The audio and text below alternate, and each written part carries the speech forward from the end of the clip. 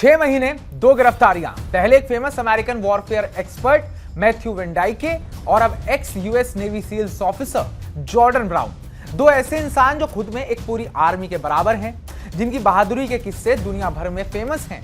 लेकिन ये दोनों भारत में क्या कर रहे थे, वो भी इलीगली छुपकर। तो चलिए आज आपको बताते हैं भारत में अमेरिकन सीक्रेट एजेंसीज क्या पका रही हैं, ये दोनों इंसान कितने खतरनाक हैं और इस सब का नॉर्थ ईस्ट कनेक्शन क्या है। नमस्कार, मैं उत्कर्ष प्रताप सिंह और आप देख रहे हैं TV9 भारतवर्ष।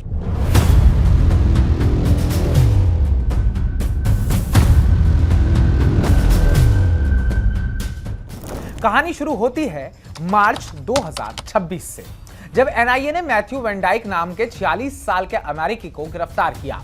2026 में कोलकाता एयरपोर्ट से इनको अरेस्ट किया गया। गिरफ्तारी म्यांमार वॉर प्रशिक्षण देने के एक बड़े एंटी टेररिज्म मामले में हुई।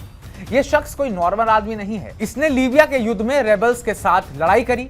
सीरिया और यूक्रेन जैसे खतरनाक इलाकों का पूरा एक्सपीरियंस है। खुद को सिक्योरिटी एनालिस्ट, वॉर रिपोर्टर और डॉक्यूमेंट्री फिल्म मेकर बताता है। उस समय उसके साथ 6 यूक्रेनी भी पकड़े गए। आरोप है कि ये लोग टूरिस्ट वीजा पर भारत आए, नॉर्थ ईस्ट घूमे और फिर म्यांमार में घुसकर वहां के सशस्त्र गुटों को ड्रोन वॉरफेयर की ट्रेनिंग देने लगे। म्यांमार में अभी गृह युद्ध चल रहा है, ड्रोन हमले रोजाना हो रहे हैं और भारत को डर है कि ये अस्थिरता उसके नॉर्थ ईस्ट तक ना पहुंच जाए।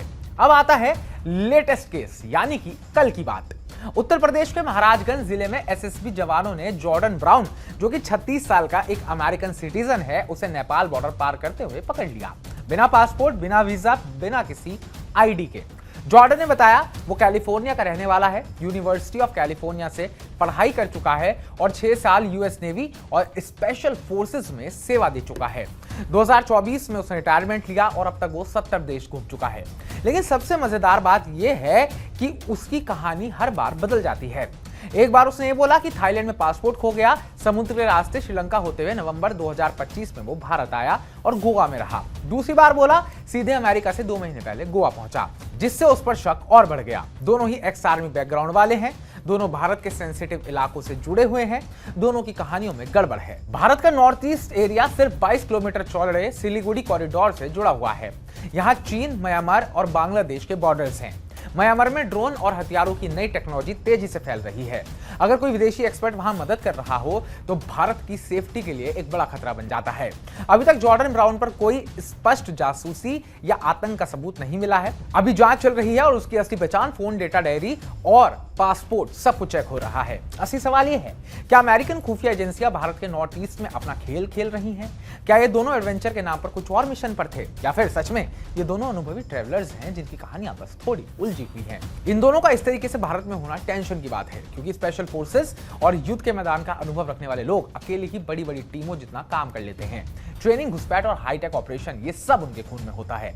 अब इंतजार है कि जांच क्या निकलती है, लेकिन ये दो घटनाएं एक बात साफ करती है, भारत अब अपनी पूर्वी सीमाओं पर पहले से कहीं ज्यादा चौकन्ना भी हो गया है। तो मैं इस पूरी रिपोर्ट को लेकर आपको क्या लगता है, क्या ये दोनों सच में अमेरिकन जासूस हैं, अमेरिका भारत में कुछ पका रहा है, या फिर इन दोनों से गलती हो गई है? कमेंट बॉक्स में कमेंट करके हमें जरूर बताइएगा। बाकी ताजा अपडेट्स पाने के लिए TV9 भारतवर्ष सब्सक्राइब कीजिएगा।